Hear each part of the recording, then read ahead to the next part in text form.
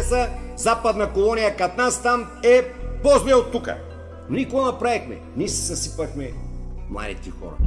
Защото до сега всичките прикаваме, те са в чужбина. Не бе, не са в чужбина, тука са. И ви задавам един въпрос на вас.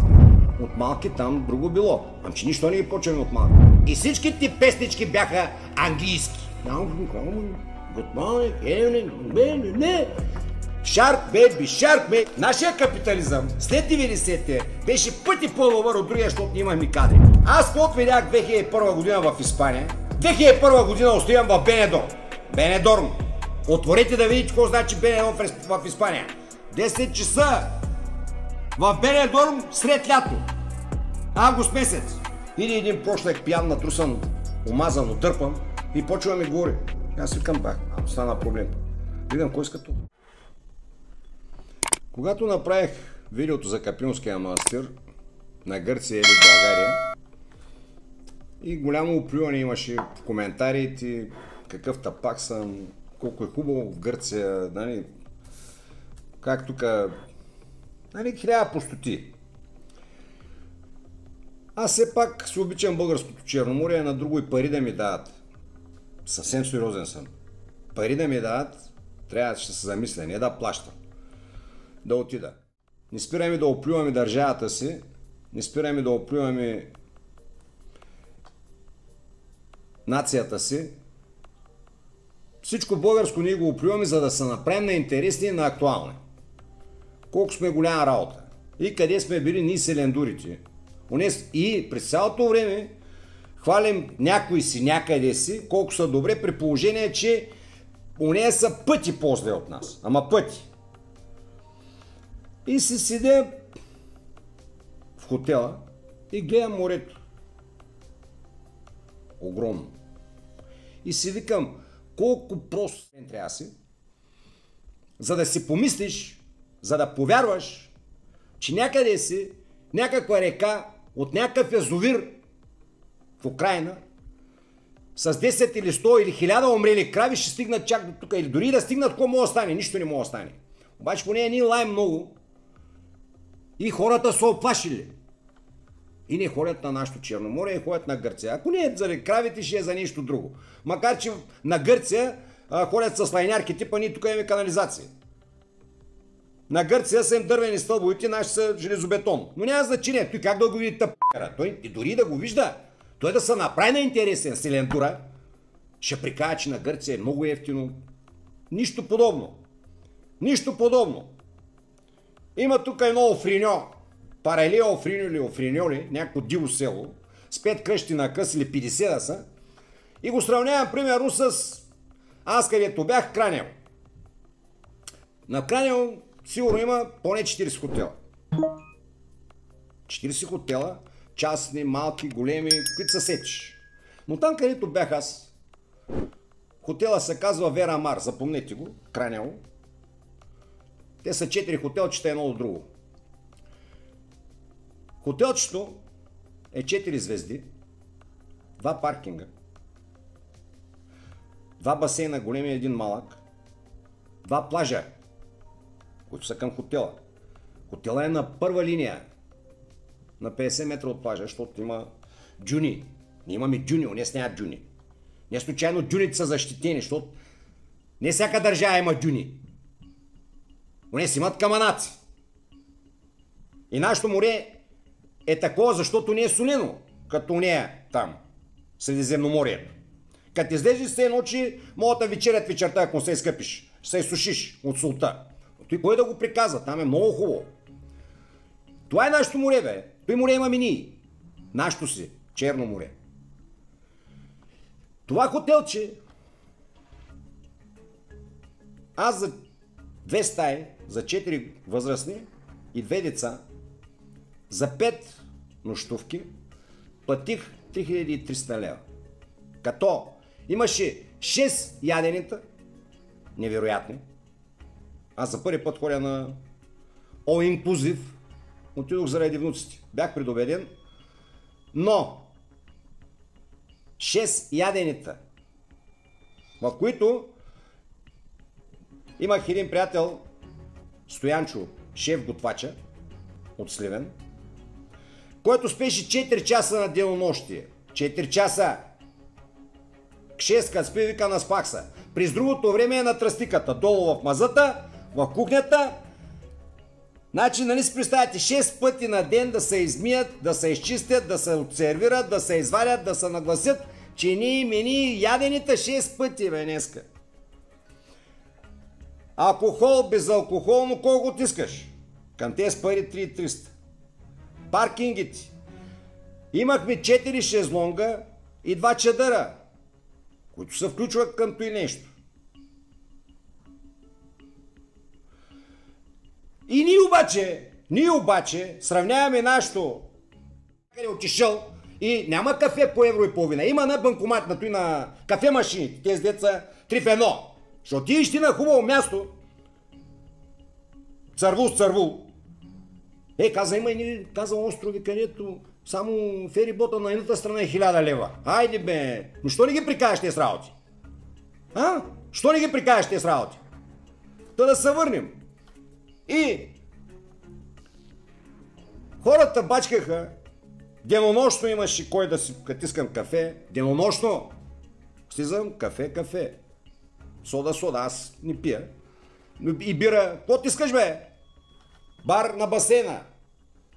Аниматори, забавляват децата ти, играят, правят, струват вечери, български, хора, мора, макар че прикаха повече на английски, но ще стигне до там.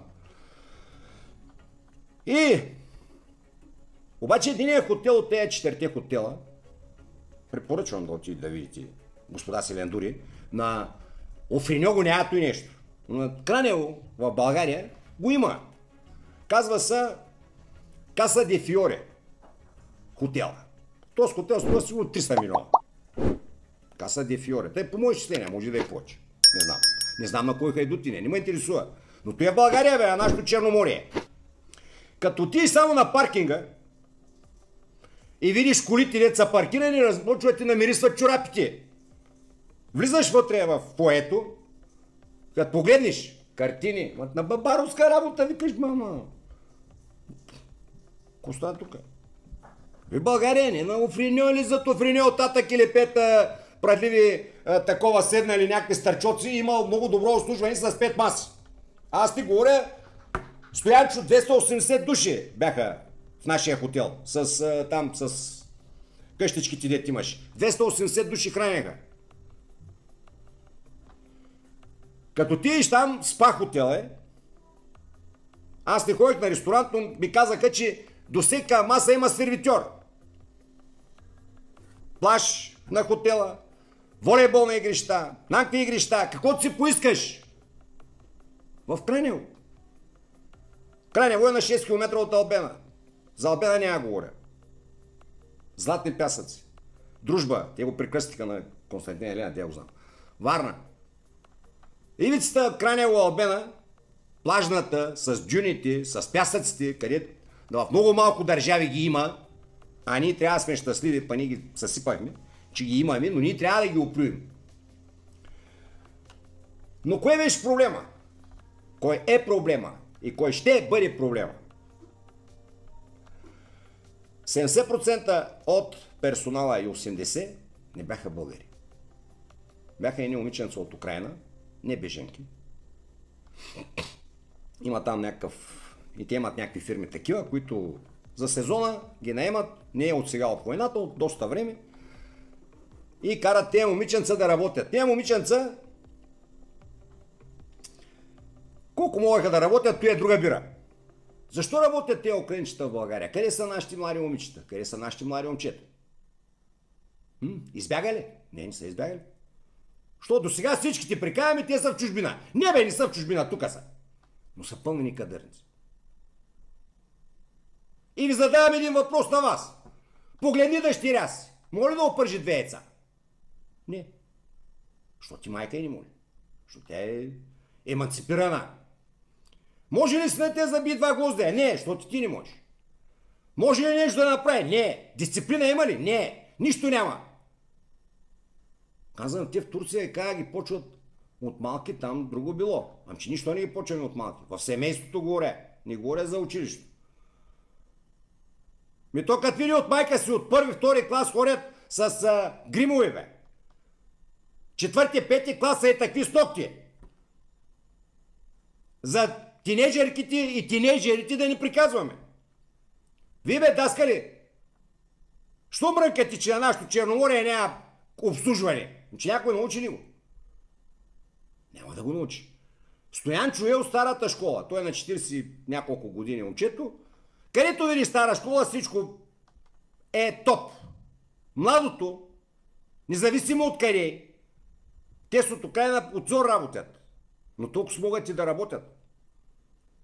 Аниматорките обявяваха първо на английски, после на румънски, след това и на руски и накрая на български. И всичките песнички бяха английски. Защото ние нямаме български. И на никой не му прави впечатление. Детето му не може да приказва на български, но good morning, evening, не. Shark, baby shark, на бая му шарка. Па ние ми прекрасни български песни имахме. Сега никой не пише за децата. По-рано пишеха те с лошите. Откъде почна цялата работа? От нас самите. Препоръчвам ви, отидете в Балчик. Който отиде в Балчик, да отиде на крайбрежната, да я види невероятно нещо красиво. И да отиде на ресторант Франсис Дрейк, се казва, хотела отпред ресторанта. Отидете да видите какво значи старата школа. Докато си поръчаш, гарантирам ви, няма да има, колкото и да е пълен ресторанта, няма да има нещо, което си го поръчал да се забави повече от 5 минути. Повече от 5 минути да забави нещо. Докато си направиш поръчката, след 3-4 минути още не съм си изпушил половината цигара и нещата идат готови. Как го правят, не знам. Но хората професионалисти. Пълни таблата. Той съм го виждал само при социализма. Така пълни таблата, няма къде да стоиш за палката. Той ще ми отиде 3 пъти с по една чаша и се върне да смени пепелниците 50 пъти и няма да свърши нищо. Защото не е научено. Защото не е научено, никой никъде не го е учил. Нашия капитализъм след 90-те беше пъти по-добър от другия, защото имахме кадри. Защото аз се занимавах. Аз когато видях 2001 година в Испания, само аз говоря истината. Всичко друго, там знаеш ли как е. Как е, бе? Как е? 2001 година оставям в Бенедорм. Бенедорм. Отворете да видите какво значи Бенедорм в Испания. След Марбия най-хубавото място. Курорт. Бенедорм Алтея. Лятото. Знаеш ли колко много? Отивам. Човека 2 без 15 затваря. Сиеста. Било му топло. Колата ми удариха. Чукнаха ми. Да си смениш маслото на колата 2 месеца преди той се записваш. Пътувам Малага Сантандер. Бе гледам, дара едни села през деня, ама няма един човек, бе. Едно магазинче има, нещо има. Не работи! Викам сигурно, защото съм много добре. Не, бе. Имаше във Велико Търново поне 10 денонощни заведения. Поне 10. Отивам в Малага. Царвула живеят по 15 души живееха там. Но като и тук, от нашата селендурщина, да си плюем държавицата, отивам пред един магазин, Баткиро, снимки, мимки, изкарали 2 тон колони, хаос.